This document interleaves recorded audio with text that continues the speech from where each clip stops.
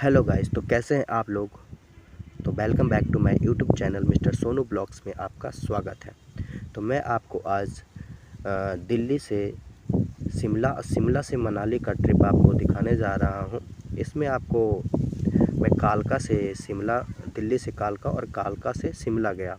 पहले मैं दिल्ली से कालका गया और कालका से मैंने टॉय ट्रेन लिया शिमला के लिए। और शिमला से जब हम लोग निकले, कालका से हम लोग निकले, तो जब ट्रेन हमारी निकली टॉय ट्रेन, तो धर्मपुर से पहले थोड़ा रोक दिया, शायद आगे सिग्नल नहीं था, इस वजह से ट्रेन रोक दी गई थी।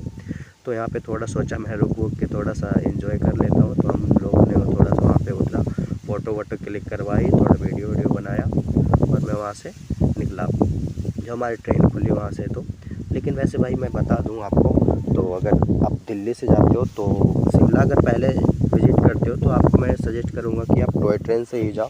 टॉय ट्रेन से अगर आप जाते हो ना भाई साहब, तो उसका अलग मज़े है, लेकिन बस के से जाते हो तो उसका अलग मज़े हैं। लेकिन टॉय ट्रेन से जो मज़ा है ना भाई साहब, वो बस में नहीं आने वाला है। क्योंकि ट्रेन जो घाटियों से होके गुजरती है, छोटे छोटे टनल क्रॉस करते हैं, इसमें टोटल 200 से प्लस आपको टनल मिल जाएंगे और खूबसूरत खूबसूरत पहाड़ियाँ मिलेगी आपको, ब्रिज मिल जाएगा आपको, इतनी अच्छे अच्छे सुंदर सुंदर दृश्य मिलेंगे ना भाई साहब देखने के लिए।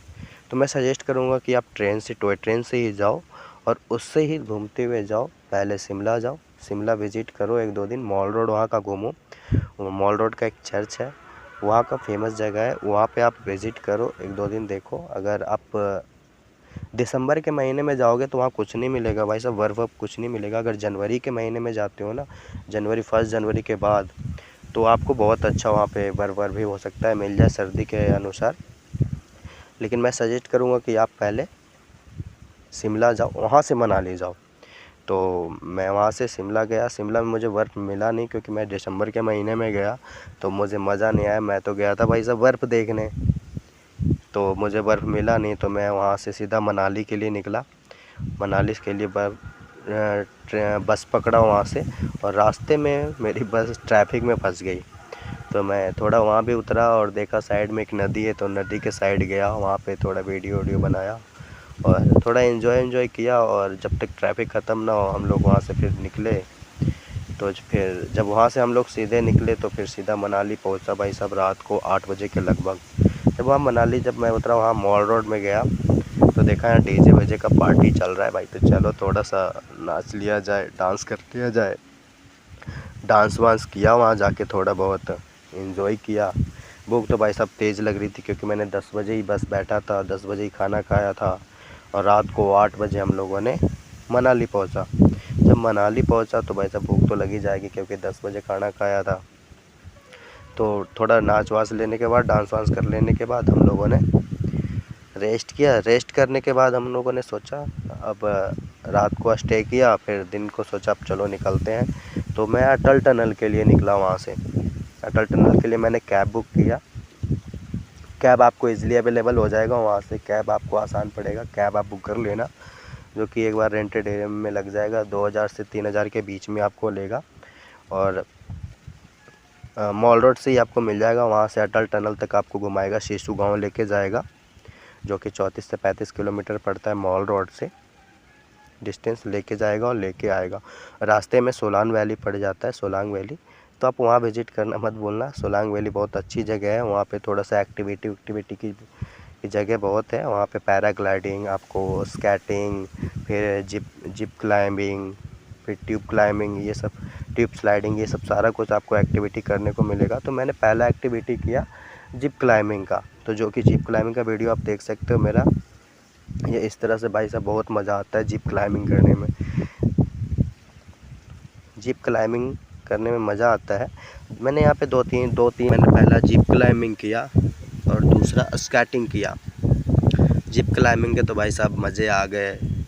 हमारे साथ जो बंदा था पूरा चिल्ला रहा था, मज़ा आ रहा था, पूरा एंजॉय कर रहा था। दूसरा जो मैंने एक्टिविटी किया, स्केटिंग किया, स्केटिंग में भी भाई साहब मज़े आ रहे थे, स्केटिंग में भी। लेकिन वहाँ पे स्पेस थोड़ा कम होने के कारण मज़ा नहीं आ रहा था उस तरह से। तुम और मुझे चाहिए था स्नो फॉलिंग। जिस सीज़न में गया था उस सीज़न में स्नो फॉलिंग उतना हुआ नहीं था। अभी एक दिन भी स्नो फॉलिंग उधर नहीं हुआ। तो मैंने क्या टैक्सी वाले भैया से बात किया तो उन्होंने बताया अभी तक हुआ नहीं है, लेकिन आज कुछ चांसेस बन रहा था होने का। और मुझे स्केटिंग आता नहीं था, मैं 1-2 बार गिरा भी, इंजॉय भी आया गिरा तो। और इसके बाद मैंने सोचा अब चलते हैं टनल की ओर। तो टनल की ओर जाने के लिए सोचा थोड़ा यहीं थोड़ी सी और मस्ती कर लेते, क्योंकि टाइम अभी हमारे पास बहुत था और पूरा दिन का समय था। अभी हमारे पास करीब 12 ही बजा था अभी टाइम। तो मैंने सोचा अभी थोड़ी मस्ती कर लेंगे आराम से, थोड़ा 1-2 घंटे बाद जाएंगे अटल टनल की ओर। तो यहीं थोड़ी देर मस्ती वस्ती किया हम लोगों ने, फ़ोटो वोटो खिंचवाए, फिर यहाँ से निकला हम लोगों ने अटल टनल की ओर। तो मैं बात कर लूँ, अगर आप ग्रुप में जाते हो ना तो ज़्यादा मज़े हैं भाई साहब, पैसे भी आपको वहाँ पे ज़्यादा बचत होंगे, क्योंकि अगर टूर एंड ट्रैवल कंपनी की ओर से जाते हो तो वहाँ पे आपको पैसे ज़्यादा चार्ज किया जाता है पर बंदे। और यहाँ पे अगर ग्रुप में जाते हो तो होटल भी आपको सस्ता मिल जाएगा, 1500 से 2000 के बीच में आपको मनाली में आपको मॉल रोड में आपको मिल जाएगा होटल 1500 से 2000 के बीच में ग्रुप में जाते हो तो, जिसमें 2 से 4 लोग आराम से रह सकते हो। या फिर अगर आप टूर एंड ट्रैवल कंपनी की ओर से जाते हो तो वो भी होटल देते हैं, लेकिन भाई सब जितनी एक्टिविटी रहते हैं, जो साइट सीइंग रहता है वो दिखा नहीं पाते हैं सही से। और जो अगर खुद से जाते हो तो जहाँ मर्जी भाई साहब वहाँ कैब बुक करो और जाओ। कैब वाले भी भैया ज़्यादा पैसा नहीं लेंगे, आपको 2000 से 3000 के बीच में लेंगे और पूरी आपको साइट सीइंग करा देंगे। 2-4 जगह एक दिन में आपको साइट सीइंग करा देंगे। अगर मनाली से अटल टनल के लिए निकलते हो तो जैसे में हो गया सोलांग वैली, फिर अटल टनल, सिशु गाँव, ये 3 साइट आपको सीइंग कराएंगे, जो कि 34 किलोमीटर का डिस्टेंस पड़ता है इसमें। मॉल रोड से, मनाली के मॉल रोड से लेके आपको सिशु गाँव तक। तो हम लोग अटल टनल जब पहुंचा, अटल टनल जब क्रॉस किया तो भाई साहब अटल टनल के इस साइड का मौसम बहुत ही चेंजेस था और उस साइड का अलग ही मौसम था। उस साइड इतनी हवा तेज़ चल रही थी और इतनी ठंडी हवा चल रही थी कि मत पूछो भाई साहब। ये जो पहाड़ों पे जो बर्फ़ आपको दिख रहे हैं ना, इसके वजह से बहुत ज़्यादा ठंडी हवा चल रही थी, तो कानों में सीधे लग रहे थे भाई साहब और आँख में जलन हो रही थी, क्योंकि धूप उतना नहीं था तो ठंडा तो लगेगा ही, धूप था ही नहीं भाई साहब। फिर वहाँ हम लोगों ने थोड़ी सी मस्ती की और वीडियोज़ बनाए लेकिन वहाँ का जो मौसम था ना भाई साहब बड़ा ही सुहाना था, मज़ा आ रहा था इतना कि मन नहीं कर रहा था आने का, लेकिन आना तो पड़ेगा, सारा दिन तो वहाँ रहना नहीं है ना भाई साहब, और भी साइट सीइंग करना था हमें। तो वहाँ से मैं थोड़ी देर रहा, फिर वहाँ से मैं निकला।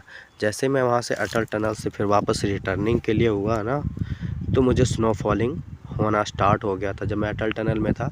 और जब मैं बाहर निकलने वाला था अटल टनल से ना, ये देखो मैं जब रिटर्निंग आ रहा था तो कुछ वैसा माहौल नहीं था कि स्नो फॉलिंग होगा कि नहीं होगा, बस थोड़ी थोड़ी स्नो फॉलिंग हो रही थी।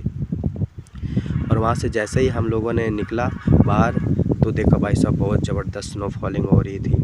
और स्नो फॉलिंग में मैं गाड़ी से बाहर निकल के मज़े लेने लग गया भाई साहब, बहुत इन्जॉय आ रहा था। मैंने अपने साथी को भी बोला बाहर निकलो, देखो कितनी अच्छी स्नो फॉलिंग हो रही है, वो भी गाड़ी से बाहर निकला।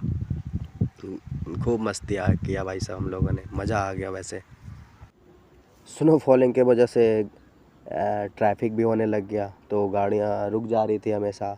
तो जब जब गाड़ियाँ रुकता था तो हम लोग उतर के मस्ती करने लग जाते थे। और स्नो फॉलिंग का तो आनंद भाई साहब लेना है मुझे, क्योंकि मैं गया हूँ इसी चीज़ के लिए, तो मज़े तो करेंगे ना भाई साहब। और जब तक मज़े नहीं करेंगे तब तक क्या फ़ायदा यार आने का। और फिर मैं उतरा वहाँ पे, थोड़ी मस्ती की, मज़ा किया, थोड़ा रील्स वील्स भी बनाए, मज़ा आ गया भाई साहब। और मौसम इतना सुहाना लग रहा था ना जब स्नो फॉलिंग हो रही थी, हल्की हल्की हल्की हल्की फॉर्म जैसा जब बॉडी पे गिरता था, हा, क्या एंजॉय आ रहा था, मज़ा आ रहा था। वैसे इतना एंजॉय मन नहीं कर रहा था वहाँ से आने का। इसका ब्लॉग यहीं तक, और मिलते हैं आपको अब नेक्स्ट ब्लॉग में, आपको नेक्स्ट ट्रिप के साथ। जब तक के लिए जय हिंद, धन्यवाद, थैंक यू। और ऐसे ही आप अगर वीडियो अच्छा लगे तो लाइक कीजिए, कमेंट कीजिए, शेयर कीजिए। अगर कहीं कोई गलती होती है तो आप मुझे बताइए ताकि मैं उसमें सुधार कर सकूं। चलिए नेक्स्ट ब्लॉग में मिलते हैं, थैंक यू, धन्यवाद।